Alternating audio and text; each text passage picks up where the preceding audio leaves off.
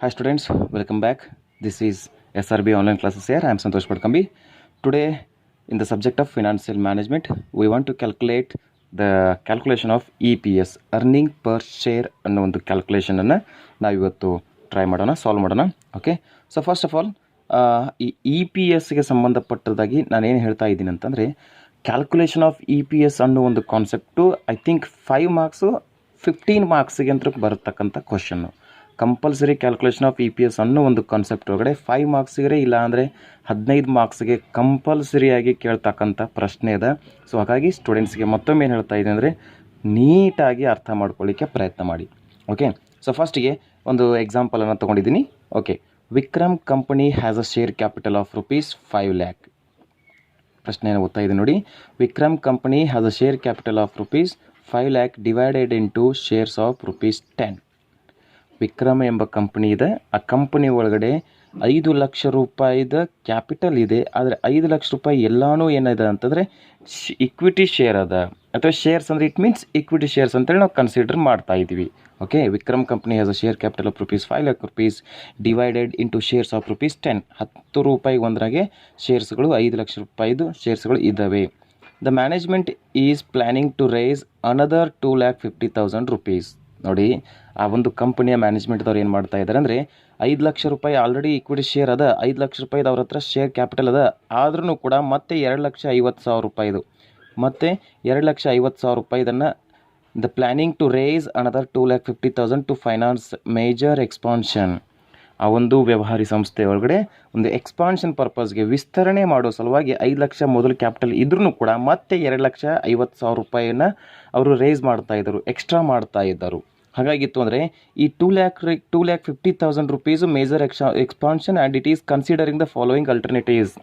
So ಇಲ್ಲಿ ಏನು ಮಾಡ್ತಾ ಇದ್ದಾರೆ ಅಂದರೆ, ಈ ₹2,00,000 ಅವರು ಎಕ್ಸ್ಪಾನ್ಷನ್ ಮಾಡಬೇಕಾಗಿದೆ, ನಮ್ಮ ಒಂದು ವ್ಯವಹಾರವನ್ನು ಬಿಸ್ನೆಸ್ಸನ್ನು ವಿಸ್ತರಣೆ ಮಾಡಬೇಕಾಗಿದೆ. ಸೊ ಹಾಗಾಗಿ ಅವ್ರು ಏನು ಮಾಡ್ತಾ ಇದ್ದಾರೆ, ₹2,00,000 ಹೆಂಗೆ ನಾವು ಇನ್ವೆಸ್ಟ್ಮೆಂಟ್ ಮಾಡಿದರೆ ಜಾಸ್ತಿ ನಮಗೆ ಇನ್ಕಮ್ ಬರ್ತದೆ, ಅರ್ನಿಂಗ್ ಪರ್ ಶೇರ್ ಅಂದರೆ ಪ್ರತಿಯೊಂದು ಶೇರಿಗೆ ಅತಿ ಹೆಚ್ಚಿನ ಲಾಭ ಯಾವ ರೀತಿಯಾಗಿ ಇನ್ವೆಸ್ಟ್ಮೆಂಟ್ ಮಾಡಿದರೆ ಬರ್ತದೆ. ಸೊ ಹಾಗಾಗಿತ್ತು ಅಂದರೆ the following alternatives for raising the amount. ತಳಗಡೆ ಇರತಕ್ಕಂಥ 3 ಅಲ್ಟರ್ನೇಟಿವ್ಸ್ಗಳನ್ನು ಈ $2,50,000 ಈ 3 ಅಲ್ಟರ್ನೇಟಿವ್ಗಳು ಯಾವುವು ಅಂತಂದರೆ $2,50,000 ಸಂಬಂಧಪಟ್ಟಿದ್ದು. ಏನು ಮಾಡ್ತಾಯಿದ್ರು, ಮೊದಲು 5 ಲಕ್ಷ ಇತ್ತು, ಇವಾಗ 2,50,000 ಎಕ್ಸ್ಟ್ರಾ ಮಾಡಬೇಕಾಗಿದೆ. ಎಕ್ಸ್ಪಾನ್ಷನ್ ಪರ್ಪಸ್ಗೆ ಅದನ್ನು ಇಸ್ಯೂ ಮಾಡಬೇಕಾಗಿತ್ತು. ಹಾಗಾಯ್ತು ಅಂದರೆ ಈ 2,50,000 3 ಪ್ಲ್ಯಾನಿಂಗ್ಗಳಲ್ಲಿ ಇಸ್ಯೂ ಮಾಡೋಣ.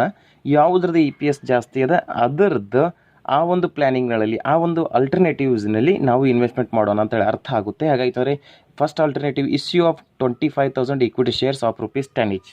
25,000 ಇಕ್ವಿಟಿ ಶೇರ್ಸ್ ಇಂಟು ₹10 ಅಂದರೆ 2,50,000. ನಮಗೆ expansion 2,50,000 equals to issue of 25,000 12% preference shares of 10 each. ಅಂದರೆ 25,000 ಪ್ರಿಫರೆನ್ಸ್ ಶೇರ್ಸ್ ಕೊಡ್ತಾ ಇದ್ದೀವಿ. ₹10 ಒಂದು, ₹10 ಅಂದರೆ 25 ಇಂಟು 10 2,50,000. ಓಕೆ, ಸೊ 2,50,000 ಈ ರೀತಿಯಾಗಿ ಕೊಟ್ಟು ನೋಡೋಣ.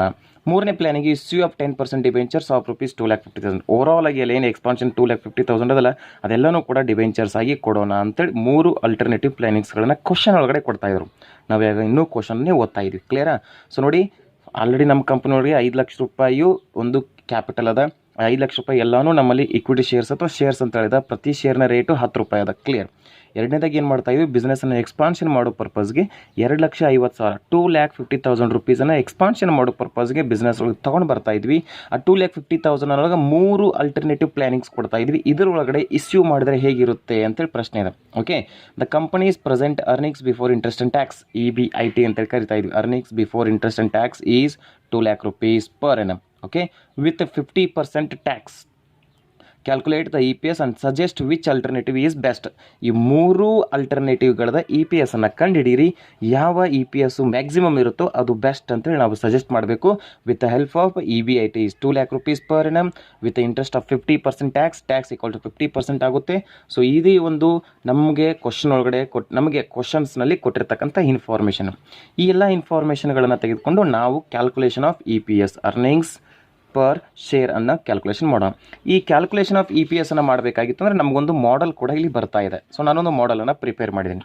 ಏನು ಮಾಡೆಲ್? ಫಸ್ಟಿಗೆ ಆ ಮಾಡೆಲನ್ನು ನಾವು ತಿಳ್ಕೊಳ್ಳೋಣ. ಸೊ ಫಸ್ಟ್ ಕಾಲಮ್ ಒಳಗೆ ಪರ್ಟಿಕ್ಯುಲರ್ಸು. ಓಕೆ, ಪರ್ಟಿಕ್ಯುಲರ್ಸ್ಗೆ ಏನೇನು ಮ್ಯಾಟ್ರ್ ಬರ್ತದೆ ಅದು ಇಲ್ಲಿದೆ. ಇಲ್ಲಿ ನೋಡಿ, ಪ್ರಪೋಸ್ಡ್ ಕ್ಯಾಪಿಟಲ್ ಸ್ಟ್ರಕ್ಚರ್ ಅಂತೇಳಿ. Proposed capital structure. ಏನು ಪ್ರಪೋಸ್ಡ್ ಅಂದರೆ ಇಟ್ ಮೀನ್ಸ್ ಎಕ್ಸ್ಪಾನ್ಷನ್ ಪರ್ಪಸ್ಗೆ ನಾವೇನಾದರೂ ಪ್ರಪೋಸ್ ಮಾಡ್ತಾ ಇದ್ದೀವಿ ಅಂದರೆ, ಹೊಸದಾಗಿ ನಾವೇನಾದರೂ ಸಮ್ ಅಮೌಂಟನ್ನು ಇನ್ವೆಸ್ಟ್ಮೆಂಟ್ ಮಾಡ್ತಾ ಇದ್ವಿ, ಎಕ್ಸ್ಪಾನ್ಷನ್ ಮಾಡ್ತಾ ಇದ್ದಾರೆ, ಪ್ರಪೋಸ್ಡ್ ಕ್ಯಾಪಿಟಲ್ ಸ್ಟ್ರಕ್ಚರ್. ಹಾಗಾಯ್ತು ಅಂದರೆ ನಮ್ಮ ಕ್ವಶನ್ ಒಳಗಡೆ ಪ್ರಪೋಸ್ಡ್ ಕ್ಯಾಪಿಟಲ್ ಸ್ಟ್ರಕ್ಚರ್ ಎಷ್ಟದ ರೀ? ಆಲ್ರೆಡಿ ಇದ್ದಿದ್ದು 5 ಲ್ಯಾಕ್, ಪ್ರಪೋಸ್ಡ್ ಅಂದರೆ ಎಕ್ಸ್ಪಾನ್ಷನ್ ಪರ್ಪಸ್ಗೆ 2,50,000. Okay, proposed capital structure is 2,50,000 ಅಂತೇಳಿ ಇಲ್ಲಿ ಬರೀಬೇಕಾಗುತ್ತೆ. ರೈಟ್. ಸೊ ಓಕೆ, ಇಲ್ಲಿ ನೋಡಿ first column, second column, third column. ನಾವು ಇಲ್ಲಿ ನೋಡಿ ಕ್ವಶನ್ ಒಳಗಡೆ 1, 2, 3 ಆಲ್ಟರ್ನೇಟಿವ್ ಕೊಟ್ಟಿದ್ದಾರೆ, ಅದಕ್ಕೆ ನಾವು ಇಲ್ಲಿ 3 ಕಾಲಮ್ಗಳನ್ನು ಮಾಡ್ಕೊಂಡಿದ್ದೀನಿ. ಇದು ಒಂದು ಮಾಡೆಲ್ ಅಂತ. ಓಕೆ, ನೋಡಿ ಇದ್ರೊಳಗಡೆ ಏನು ಬರೋಣ? ಫಸ್ಟ್ ಒಳಗಡೆ ಪ್ರೆಸೆಂಟ್ ಇಕ್ವಿಟಿ ಪ್ಲಸ್ ಆಲ್ಟರ್ನೇಟಿವ್ 1 ಅಥವಾ plan 1. Present equity shares. Already ನಮ್ಮ ಕಂಪನಿ ಒಳಗಡೆ ಎಷ್ಟು ಇಕ್ವಿಟಿ ಶೇರ್ಸ್ ಅದ ನೋಡಿ. ಆಲ್ರೆಡಿ ನಮ್ಮ ಕಂಪನಿ ಒಳಗಡೆ ಎಷ್ಟು ಇಕ್ವಿಟಿ ಶೇರ್ಸ್ ಅದ ನೋಡಿ. ಕಂಪನಿ ಒಳಗಡೆ 5 ಲಕ್ಷ ರೂಪಾಯಿ ಬಂಡವಾಳ ಅದ. 5 ಲಕ್ಷ ರೂಪಾಯಿ ಬಂಡವಾಳ ಏನದಂದರೆ ಇಂಟು ಶೇರ್ಸ್ ಆಫ್ ₹10, ಅಂದರೆ 5 ಲಕ್ಷ ಎಲ್ಲಾನು ಶೇರ್ಸ್ ಅದ. ಶೇರ್ಸ್ ಅಂದರೆ ಇಟ್ ಮೀನ್ಸ್ ಏನು? ಇಕ್ವಿಟಿ ಶೇರ್ಸ್ ಅಂತ ಕನ್ಸಿಡರ್ ಆಗ್ತಾ ಇದೆ. ಹಾಗಾಗಿತ್ತು ಅಂದರೆ 5 ಲಕ್ಷ ರೂಪಾಯಿದು ಇಕ್ವಿಟಿ ಶೇರ್ಸ್ ಅದ ಅಂದರೆ ಒಂದು ಶೇರಿನ ಬೆಲೆ ₹10. ಹಾಗಾಗಿತ್ತು ಅಂದರೆ ನಂಬರ್ ಆಫ್ ಶೇರ್ಸ್ ಎಷ್ಟಾಗುತ್ತೆ? 50,000 ನಂಬರ್ ಆಫ್ ಎಫ್ಟಿ ಶೇರ್ ಆಗುತ್ತಲ್ಲ. ಹಾಗಾಯ್ತು ಅಂದರೆ equity shares, present equity shares plus alternative planning 1. Alternative planning ಒಳಗೆ ಏನು ಕೊಟ್ಟಿರ್ತಾರಲ್ಲ ಅದನ್ನು ನಾವಿಲ್ಲಿ ಬರೆಯೋಣ. Second column present equity shares plus alternative planning 2. Alternative planning 2 ಇಲ್ಲಿದೆ. ಪ್ರೆಸೆಂಟ್ ಇಕ್ವಿಟಿ ಶೇರ್ಸ್ ಇಲ್ಲಿ ಎಷ್ಟದ ಕಂಪನಿ ಒಳಗೆ ಅದನ್ನು ಬರೆಯೋಣ. ಅಲ್ಟರ್ನೇಟಿವ್ 3 ಒಳಗಡೆ present equity shares plus plan 3 ಅಂದರೆ ಅಲ್ಟರ್ನೇಟಿವ್ ಪ್ಲಾನಿಂಗ್ 3 ಒಳಗಡೆ ಏನು ಕೊಟ್ಟಿದ್ರು ಆ ಪಾಯಿಂಟ್ಸನ್ನು ನಾವು ಇಲ್ಲಿ ಬರೆಯೋಣ. ಓಕೆ, ಸೊ ಫಸ್ಟ್ ಈ ಆಪರೇಟಿಂಗ್ ಪ್ರಾಫಿಟ್ EBITಯನ್ನು ನಾವು ಬರೆಯೋಣ. ಕ್ವಶನ್ ಒಳಗಡೆ ಕೊಟ್ಟಿದ್ದಾರೆ ನೋಡಿ, ಪ್ರೆಸೆಂಟ್ ಕಂಪ್ನಿದು EBIT interest earnings before interest and tax 2 lac rupees ಅಂತ ಕೊಟ್ಟಿದ್ದಾರೆ. ಸೊ ಇಲ್ಲಿ ನಾವು ಇದನ್ನು ಬರೀತಾ ಹೋಗೋಣ. So okay, EBIT less interest ಬರುತ್ತೆ. ಇಂಟ್ರೆಸ್ಟನ್ನು ನಾವು ಯಾವುದ್ರ ಮೇಲೆ ಲೆಸ್ ಮಾಡ್ತಾ ಇದ್ವಿ? Interest is calculation on only on debentures. Preference shares ಮೇಲೆ ಕ್ಯಾಲ್ಕುಲೇಷನ್ ಮಾಡ್ಲಿಕ್ಕೆ ಬರಲ್ಲ, ಇಂಟ್ರೆಸ್ಟ್ ಕೊಡ್ಲಿಕ್ಕೆ ಬರಲ್ಲ. ಹೌದಾ? ಪ್ರಿಫರೆನ್ಸ್ ಶೇರ್ಸ್ ಮೇಲೆ ಇಕ್ವಿಟಿ ಶೇರ್ಸ್ ಮೇಲೆ ನಮಗೆ ಇಂಟ್ರೆಸ್ಟನ್ನು ಕೊಡ್ಲಿಕ್ಕೆ ಆಗೋದಿಲ್ಲ. ಆಮೇಲೆ ಪ್ರಿಫರೆನ್ಸ್ ಶೇರ್ಸ್ ಮೇಲೂ ಕೂಡ ನಾವು ಇಲ್ಲಿ ಇಂಟ್ರೆಸ್ಟನ್ನು ಕೊಡ್ಲಿಕ್ಕೆ ಆಗೋದಿಲ್ಲ. ಇಂಟ್ರೆಸ್ಟನ್ನು ಕೊಟ್ಟರೆ ನಾವು ಓನ್ಲಿ ಡಿವೆಂಚರ್ಸ್ ಮೇಲೆ ಕೊಡ್ತಾ ಇದ್ವಿ. ಓಕೆ, EBIT ಒಳಗಡೆ ಇಂಟ್ರೆಸ್ಟನ್ನು ಲೆಸ್ ಮಾಡಿದರೆ ಪ್ರಾಫಿಟ್ ಬಿಫೋರ್ ಟ್ಯಾಕ್ಸ್ ಸಿಗುತ್ತೆ, PBT ಅಂತೇಳಿ ಕರಿತಾ ಇದ್ವಿ. ಆ PBT ಒಳಗಡೆ ಲೆಸ್ ಟ್ಯಾಕ್ಸ್ ಅಂತೇಳಿ ಮಾಡೆಲ್ ಪ್ರಕಾರ ಲೆಸ್ ಟ್ಯಾಕ್ಸ್ ಮಾಡೋಣ. ಟ್ಯಾಕ್ಸ್ ಪರ್ಸೆಂಟೇಜು ಕ್ವಶನ್ ಒಳಗಡೆ ಕೊಟ್ಟಿದ್ದಾರೆ 50%. ಓಕೆ, ಸೊ ಬಂದಿರತಕ್ಕಂಥ ಅಮೌಂಟ್ ಒಳಗಡೆ 50% ಟ್ಯಾಕ್ಸನ್ನು ಲೆಸ್ ಮಾಡೋಣ. ಏನು ಸಿಗುತ್ತೆ ಅಂದರೆ ಪ್ರಾಫಿಟ್ ಆಫ್ಟರ್ ಟ್ಯಾಕ್ಸ್, PAT ಅಂತೇಳಿ ನಮಗೆ ಬರುತ್ತೆ. ಸೊ PAT ಒಳಗಡೆ ಏನು ಮಾಡೋಣ? Dividend on preference shares. ಡಿವಿಡೆಂಡನ್ನು ಎದ್ರ ಮೇಲೆ ಕೊಡ್ತಾ ಇದೀವಿ ನಾವು? ಪ್ರಿಫರೆನ್ಸ್ ಶೇರ್ಸ್ ಮೇಲೆ ಕೊಡ್ತಾ ಇರೋದ್ರಿಂದ ಯಾವ ಕಾಲಮ್ ಒಳಗಡೆ, ಯಾವ ಆಲ್ಟರ್ನೇಟಿವ್ ವೇಸ್ ಒಳಗಡೆ ಪ್ರಿಫರೆನ್ಸ್ ಶೇರ್ಸ್ ಇರುತ್ತೋ ಅಲ್ಲಿ ಡಿವಿಡೆಂಡನ್ನು ಕೊಡೋಣ, ಎಲ್ಲಿ ಇರೋದಿಲ್ಲ ಅಲ್ಲಿ ಬಿಡೋಣ. ಸೊ ಯಾವಾಗ ಏನಾಗುತ್ತೆ? Amount available for equity share holders, ನಮ್ಮ ಅಮೌಂಟ್ ಅಲ್ಲಿ ಉಳಿತಾ ಹೋಗುತ್ತೆ. ಸೊ ಅಮೌಂಟ್ ಉಳಿತು ಅಂತಂದರೆ ನಂಬರ್ ಆಫ್ ಇಕ್ವಿಟಿ ಶೇರ್ಸು ನೋಡಿ. ಮೇಲ್ಗಡೆ ನಾವೇನು ಮಾಡಿರ್ತೀವಿ? Present equity shares plus planning 1. ಅದರೊಳಗಡೆ ಇಕ್ವಿಟಿ ಶೇರ್ ಇರ್ಬೋದು, ಇರದೇ ಇರ್ಬೋದು.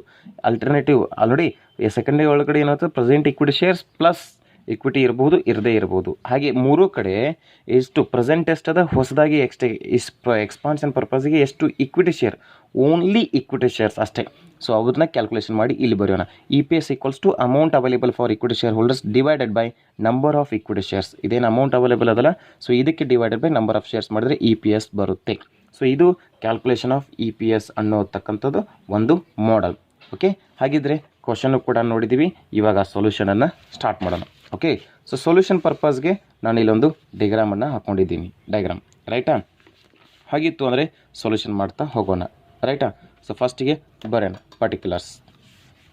Right, particulars done. ಸೊ ಇಲ್ಲಿ ಏನಿದೆ ಅಂತಂದರೆ ನೋಡಿ, ನಾವು ಇಲ್ಲಿ ನೋಡಿ ನಾವು ಮಾಡೆಲನ್ನು ಕೂಡ ನೋಡ್ತಾ ಹೋಗೋಣ. ಮಾಡೆಲ್ ಒಳಗಡೆ ಏನು ಕೊಡ್ತೀವಿ? Proposed capital structure. Proposed capital structure ಎಷ್ಟಿತ್ತು ನೋಡಿ ಕ್ವಶನ್ ಒಳಗಡೆ? ಎಕ್ಸ್ಟ್ರಾ ಇಶ್ಯೂ ಮಾಡೋದು 2,50,000 ರೂಪೀಸ್. 2,50,000 ರೂಪೀಸ್ ಬರ್ಕೊಳ್ಳೋಣ. ಪ್ರಪೋಸ್ಡ್ ಕ್ಯಾಪಿಟಲ್ ಪೂರ್ತಿಯಾಗಿ ಬರೀಬೇಕಾ ಇಲ್ಲಿ ನೀವು? ಹಾಂ, proposed capital structure 2,50,000 rupees. Alternative first ಒಳಗಡೆ ಏನು ನೋಡಿ? Present equity shares plus planning 1. Present equity shares ಎಷ್ಟದ ನೋಡಿ? ಪ್ರೆಸೆಂಟ್ ಅಂದರೆ ಆಲ್ರೆಡಿ ಇರ್ತಕ್ಕಂಥ ಕಂಪ್ನಿ ಒಳಗಡೆ ಇಕ್ವಿಟಿ ಶೇರ್ಸ್ ಎಷ್ಟದ? 5 ಲ್ಯಾಕ್ ರೂಪೀಸ್ ನಮ್ಮದು ಕ್ಯಾಪಿಟಲ್ ಅದ, ಎಲ್ಲಾನು ಶೇರ್ಸ್ ಅದ. ಹಂಗಿತ್ತು ಅಂದರೆ ವರ್ಕಿಂಗ್ ನೋಟ್ ನಂಬರ್ 1 ಮಾಡೋಣ. Okay, present equity shares total capital ಎಷ್ಟದ ನಮ್ಮಲ್ಲಿ? 5 ಲ್ಯಾಕ್ ರೂಪೀಸ್ ಅದ. Okay, so divided by rate ಅಥವಾ ರುಪೀಸ್ ಆಫ್ ಇಕ್ವಿಟಿ ಶೇರ್ಸ್. ಪ್ರತಿಯೊಂದು ಶೇರಿನ ರೇಟ್ ಎಷ್ಟದ? 10 ರೂಪಾಯಿ ಅದ. ಹಾಗಾಗಿತ್ತು ಅಂದರೆ 5 ಲ್ಯಾಕ್ ಡಿವೈಡೆಡ್ ಬೈ 10 ಮಾಡಿದ್ರೆ 50,000 ಬರುತ್ತೆ. ಏನಿದು? Number of equity shares. ಬಂತ? ಹಾಗೆ ಇತ್ತು ಅಂದರೆ ಇಲ್ಲಿ ಬರೀರಿ. ಫಸ್ಟ್ ನೋಡಿ, ಇದ್ರ ಪ್ರಕಾರ ನಮ್ಮ ಮಾಡೆಲ್ ಪ್ರಕಾರ ನೋಡ್ತಾ ಹೋಗೋಣ. ಪ್ರೆಸೆಂಟ್ ಇಕ್ವಿಟಿ ಶೇರ್ಸ್ ಬರ್ಕೊಳ್ಳೋಣ. ಪ್ರೆಸೆಂಟ್ ಇಕ್ವಿಟಿ ಶೇರ್ಸ್ ಎಷ್ಟು? 50,000. ಸೊ ಎಲ್ಲ ಕಡೆ ಬರೀರಿ ಪ್ರೆಸೆಂಟ್ ಇಕ್ವಿಟಿ ಶೇರ್ಸ್ 50,000. ಸೊ ಹಾಗೆ present equity shares 50,000 plus plus plus alternative planning first one ಏನು ಕೊಟ್ಟಿದ್ದಾರೆ ನೋಡೋಣ. ಕ್ವಶನ್ ಒಳಗಡೆ issue of 25,000 equity shares of ₹10 each. Okay, so ಇದರೊಳಗಡೆ ಏನು ಮಾಡಿದ್ದಾರೆ? 25,000 ಇಕ್ವಿಟಿ ಶೇರ್ಸನ್ನು ಕೊಟ್ಟಿದ್ದಾರೆ. ಅಲ್ಟರ್ನೇಟಿವ್ ಪ್ಲ್ಯಾನಿಂಗ್ ಫಸ್ಟ್ ಒಳಗಡೆ ಏನು ಮಾಡಿದ್ದಾರೆ ಅಂದರೆ 25,000 ಇಕ್ವಿಟಿ ಶೇರ್ಸನ್ನು ಕೊಟ್ಟಿದ್ದಾರೆ. ಇಲ್ಲಿ ಹೆಂಗೆ ಅದನ್ನು ಹಾಗೆ ಬರ್ಕೊಳ್ತಾ ಇದ್ದೀನಿ. ಆ ಒಂದು ಇಕ್ವಿಟಿ ಶೇರ್ ರೇಟ್ ಎಷ್ಟದ? ₹10 ಅದ. ಸೊ 25,000 ಇಂಟು 10 ಮಾಡಿದ್ರೆ ₹250,000. ಏನು ಇಲ್ಲಿ ಅದ ನೋಡಿ, ₹250,000. ಈ 250,000 ಇಲ್ಲಿ ನಾವು ಕೊಡ್ತಾ ಇದ್ವಿ, ಹೌದಾ? ಎರಡನೇದು ಇಶ್ಯೂ 25,000. ಕ್ವಶನ್ ಒಳಗಡೆ ನೋಡಿ, issue for 25,000 12% preference shares of ₹10 ಇಷ್ಟು. ಓಕೆ, ಸೆಕೆಂಡ್ ಒಳಗಡೆ ಏನು ಮಾಡ್ತಾ ಇದ್ದಾರೆ ಅಂದರೆ 25,000 ಪ್ರಿಫರೆನ್ಸ್ ಶೇರ್ಸ್, ಹೌದಾ? 25,000 ಪ್ರಿಫರೆನ್ಸ್ ಶೇರ್ಸ್ ಇಂಟು ₹10 ಅಂದರೆ 250,000. ಓಕೆ, ಇಲ್ಲಿ ಪ್ರಪೋಸ್ಡ್ ಎಕ್ಸ್ಪಾನ್ಷನ್ ಪರ್ಪಸ್ ಇರ್ತಕ್ಕಂಥ 2,50,000 ಎಲ್ಲಾನು ಇಲ್ಲಿ ಇಕ್ವಿಟಿ ಶೇರ್ ಅಂತ ಕೊಟ್ಟರೆ, 2,50,000 ಎಲ್ಲಾನು ಇಲ್ಲಿ ಪ್ರಿಫರೆನ್ಸ್ ಶೇರ್ಸ್ ಅಂತ ಕೊಡ್ತಾ ಇದ್ರು. Alternative planning issue 10% debentures of ₹250,000. 10% debentures ಅಂತೇಳಿ ₹2,50,000 ಏನದಲ್ಲ, ಇದು ಎಲ್ಲಾನು ಡಿಬೆಂಚರ್ಸ್ ಅಂತೇಳಿ ಕೊಡಿ. ಇವಾಗ ನಾವು ಅಲ್ಟರ್ನೇಟಿವ್ ಪ್ಲಾನಿಂಗ್ 1, 2, 3 ಅನ್ನು ಬರ್ಕೊಂಡಿವಿ. ಮತ್ತೊಮ್ಮೆ ಇಲ್ಲಿ ಹೇಳ್ತಾ ಇದ್ದೀನಿ ನೋಡಿ, ಪ್ರಪೋಸ್ಡ್ ಕ್ಯಾಪಿಟಲ್ ಸ್ಟ್ರಕ್ಚರ್ 2,50,000 ಇದನ್ನೇ ನಾವಿಲ್ಲಿ ಇಶ್ಯೂ ಮಾಡ್ತಾ ಇದ್ದೀವಿ. 2,50,000 ಇಲ್ಲಿ ಕೊಡ್ತಾ ಇದ್ದೀವಿ ನೋಡಿ. 25,000 equity share into ₹10 2,50,000. 25,000 preference shares into ₹10 2,50,000. ಡಿಬೆಂಚರ್ಸ್ದು ಅಲ್ಲಿ ಪ್ರತಿಯೊಂದು ಡಿಬೆಂಚರ್ಸ್ದು ರೇಟ್ ಕೊಟ್ಟಿಲ್ಲ, ಹಾಗಾಗಿ ಡೈರೆಕ್ಟಾಗಿ ಅಮೌಂಟನ್ನು ಕೊಟ್ಟಿದ್ದಾರೆ. ಏನು ಅಂತಂದರೆ 2,50,000 ಏನದಲ್ಲ ಎಲ್ಲನೂ ಅಲ್ಲಿ ಡಿಬೆಂಚರ್ಸ್ ಕೊಡಿ ಅಂತ ಹೇಳಿದರು. ಆಮೇಲೆ ಅಕಾರ್ಡಿಂಗ್ ಟು ನಾವು ಮಾಡೆಲ್ ಪ್ರಕಾರ present equity shares already company ಒಳಗಡೆ ₹5,00,000 ಡಿವೈಡೆಡ್ ಬೈ 10 ಮಾಡಿದಾಗ 50,000 ಬರುತ್ತೆ. 50,000 50,000 ಏನ್ರಿ ಇದು? Equity shares plus equity shares plus preference shares ಇದೆ, ಇಕ್ವಿಟಿ ಶೇರ್ಸ್ ಪ್ಲಸ್ ಡಿಬೆಂಚರ್ಸ್ ಅದ. ಪ್ಲಾನಿಂಗ್ ಇನ್ನೂ ಹೇಳ್ತಾ ಇದ್ದೀನಿ. ಪ್ರೆಸೆಂಟ್ 1 ಒಳಗಡೆ ಪ್ಲಾನಿಂಗ್ ಫಸ್ಟ್ ಒಳಗಡೆ ಇಕ್ವಿಟಿ ಶೇರ್ಸ್ ಅದ 50,000 ಪ್ಲಸ್ ಇಲ್ಲೇನದ 25,000 ಇಕ್ವಿಟಿ ಶೇರ್ಸ್ ಅದ. ಇಕ್ವಿಟಿ ಫಸ್ಟು 50,000 ಇಕ್ವಿಟಿ ಶೇರ್ಸ್ ಅದ ಪ್ಲಸ್ ಪ್ರಿಫರೆನ್ಸ್ ಶೇರ್ಸ್ ಅದ. Equity plus preference shares. So 50,000 equity shares ಅದ, ಇಲ್ಲಿ ಡಿಬೆಂಚರ್ಸ್ ಇಕ್ವಿಟಿ ಪ್ಲಸ್ ಡಿಬೆಂಚರ್ಸ್ ಅದ. Okay, so according to model ಫಸ್ಟಿಗೆ ಏನು ಬರುತ್ತೆ ಅಂತಂದರೆ ಆಪರೇಟಿಂಗ್ ಪ್ರಾಫಿಟನ್ನು ಬರೋಣ. ಆಪರೇಟಿಂಗ್ ಪ್ರಾಫಿಟ್ ಏನಂತ ಕರಿತಾ ಇದ್ವಿ? EBIT. ಕ್ವಶನ್ ಒಳಗಡೆ ನೋಡಿ, the companies present earnings before interest and tax EBIT is ₹2,00,000 per annum. Question ಒಳಗಡೆ ಇದನ್ನು ಹಾಗಿತ್ತು ಅಂದರೆ ಬರೋಣ. 2,00,000 ದೆನ್ ₹2,00,000. ಕ್ಲಿಯರ್? ಸೊ ಕರೆಕ್ಟಾಗಿ ಬರ್ಕೊಂಡ್ವಿ ನಾವೆಲ್ಲ ಕಡೆನೂ. Operating profit EBIT equals to ₹2,00,000 ಬರ್ದ್ವಿ, ಹೌದಾ? ಲೆಸ್ ಏನು ಕೊಡ್ತಾ ಇದ್ದಾರೆ ಅಂತಂದರೆ ಲೆಸ್ ಇಂಟ್ರೆಸ್ಟ್ ಬರೋಣ. Less interest on debentures. Interest ನಾವು ಡಿಬೆಂಚರ್ಸ್ ಮೇಲೆ ಮಾತ್ರ ಕೊಡ್ತಾ ಇರೋದ್ರಿಂದ ಇಂಟ್ರೆಸ್ಟ್ ಆನ್ ಡಿಬೆಂಚರ್ಸ್.